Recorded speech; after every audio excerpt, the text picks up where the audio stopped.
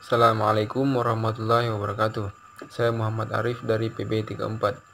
Di sini saya akan menjelaskan tentang materi dari ESP atau beberapa materi dari ESP. Pertama yaitu peran praktisi dalam ESP.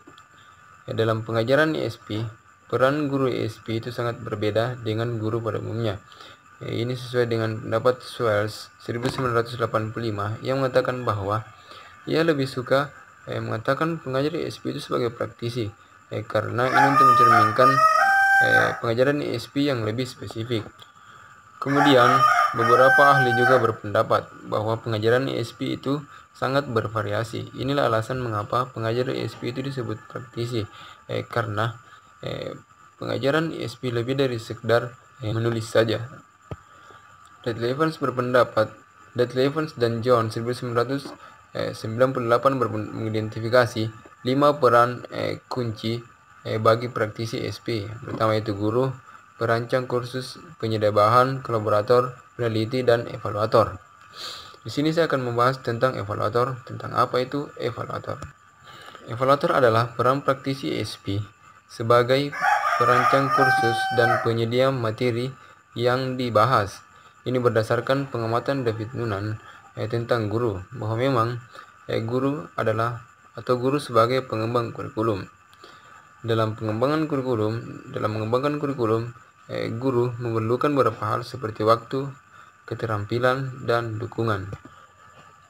Evans dan John kembali berpendapat ia mengemukakan bahwa memang pengajar bahasa Inggris itu, pengajar ESP lebih tepat disebut sebagai praktisi karena mereka percaya bahwa pekerjaan ESP lebih dari sekedar mengajar saja. Artinya, mereka memiliki peran-peran yang lain seperti perancang kursus, pengembang materi, peneliti, dan evaluator. Di sini juga Dudley Evans dan John mengemukakan perbedaan atau menyebutkan perbedaan bahwa salah satu perbedaan mendasar antara ESP dan guru pada umumnya adalah bahwa guru ESP tidak berada dalam posisi sebagai pengetahuan utama dari konten pembawa materi. Di sini, Dr. Evans mungkin ingin menyampaikan bahwa memang pengajaran ESP ini atau konten-konten pengajaran ESP harus melibatkan banyak siswa. Artinya, peran siswa sangat diperlukan dalam pengajaran ESP. Kemudian, lanjut untuk menjelaskan pendapat dari Dr. Evans ini bahwa pembelajaran yang berpusat pada guru yang menempatkan guru sebagai sumber pengetahuan benar-benar tidak sesuai dengan ESP. Karena ini mengabaikan di mana keterampilan bahasa sangat diperlukan.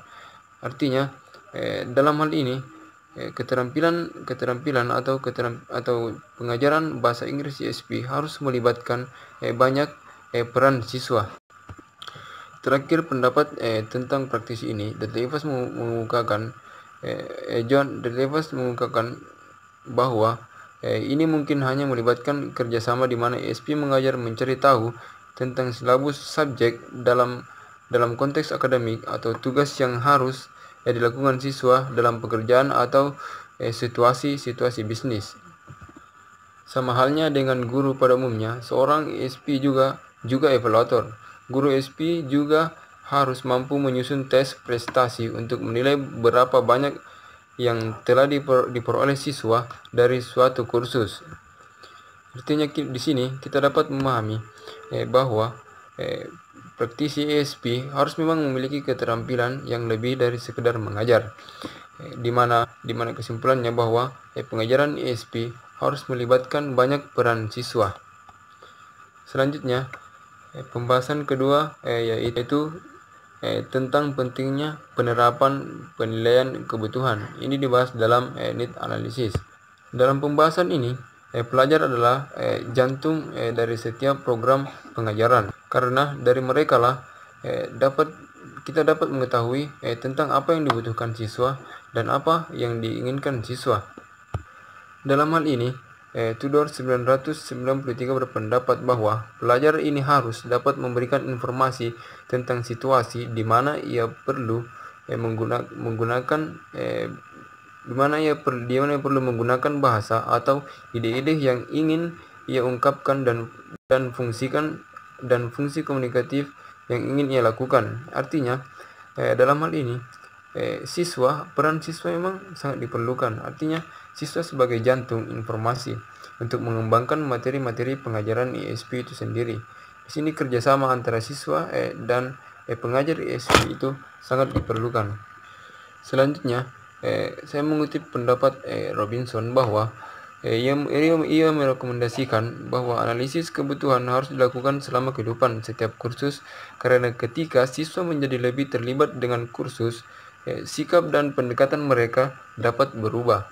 Oleh karena itu, identifikasi dan analisis kebutuhan harus merupakan proses yang berkelanjutan. Ini dapat membantu administrator dan guru untuk memperkenalkan perubahan yang diperlukan jika dianggap perlu, sehingga dapat mempromosikan peserta didik dalam kemajuan mereka sepanjang program. Artinya di sini dapat kita simpulkan dalam analisis kebutuhan atau penilaian kebutuhan ini memang siswa sangat diperlukan. Artinya informasi dari siswa sangat diperlukan, juga keterampilan dari seorang pengajar ISP itu sendiri. Selanjutnya, pembahasan terakhir yaitu tentang ISP di Indonesia. Di Indonesia, permintaan pengajaran ISP itu berkembang atau meningkat, atau perkembangan ISP di sektor swasta dan lembaga formal seperti universitas negeri dan swasta. Tuntutan ini dilihat atau dibuktikan oleh kemajuan perdagangan dan industri yang mengharuskan orang untuk memiliki kemampuan berbahasa Inggris atau memang memiliki keahlian dalam bahasa Inggris. Contohnya saja seperti perkembangan di Indonesia sekarang ini. Banyak pekerjaan yang melakukan tes bahasa Inggris, atau sebelum masuk ke pekerjaan itu kita harus memiliki kemampuan berbahasa Inggris minimal, kemampuan bahasa Inggris dasar. Namun perkembangan ini tidak menjamin bahwa memang ISP itu sangat baik di Indonesia. Intinya seperti yang kita lihat bahwa kebanyakan dari beberapa pelajar atau pelajar ISP itu sendiri tidak memahami tentang bagaimana penggunaan bahasa yang tepat atau bahasa yang baik. Artinya setelah mereka lulus, mereka sangat susah untuk menggunakan atau untuk mengaplikasikan bahasa Inggris itu dalam keseharian mereka. Dan sampai saat ini memang perkembangan ISP yang lebih terlihat yaitu pada lembaga-lembaga formal seperti yang saya katakan tadi, seperti universitas dan universitas negeri dan universitas swasta.